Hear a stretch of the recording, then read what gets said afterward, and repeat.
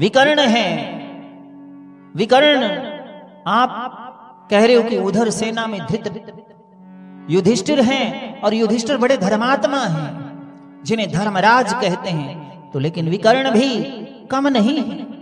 विकर्ण भी बड़े धर्मात्मा और शूरवीर है।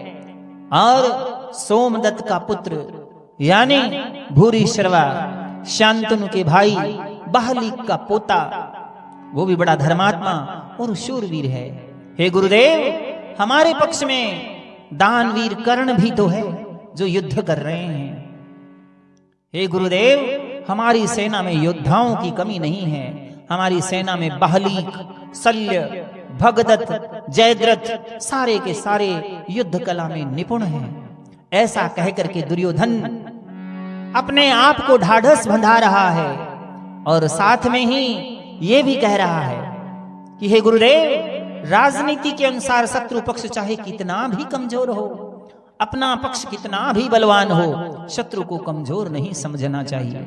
इसलिए आप पक्षपात होकर के युद्ध करिए। द्रोणाचार्य जी के पास क्यों गया? क्योंकि दुर्योधन के मन में भय है। और ये भय क्यों है? कि दुर्योधन अन्याय के पक्ष में है, दुर्योधन अधर्म के पक्ष में है, दुर्योधन पाप के पक्ष में है। और जो इन तीनों के पक्ष में लड़ाई करता है, येन केन प्रकारेण, वो अनित्य वस्तु, संसारिक ऐश्वर्य, राजपाट और धन दौलत को हड़पना चाहता है, ये दुर्योधन है। इसीलिए जिनके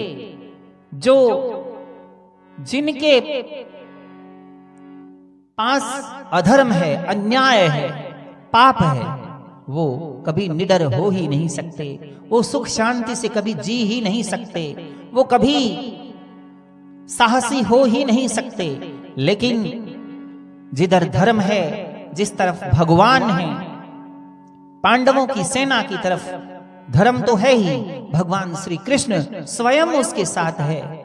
तो जिस तरफ भगवान है और जिस तरफ धर्म है, उनसे बड़े से बड़ा पापी, दुष्ट से दुष्ट व्यक्ति भी डरता है, उस पर भी उसका प्रभाव पड़ता है। क्यों? क्योंकि ये भौतिक ऐश्वर्य, धन धान्य, राजपाट सब अनित्य हैं, लेकिन भगवान तो शाश्वत सत्य हैं, और जो शाश्वत सत्य होता है उसका प्रभाव हमेशा पड़ता है। और दुर्योधन को विश्वास क्यों नहीं था? क्योंकि दुर्योधन की सेना में एकता नहीं थी।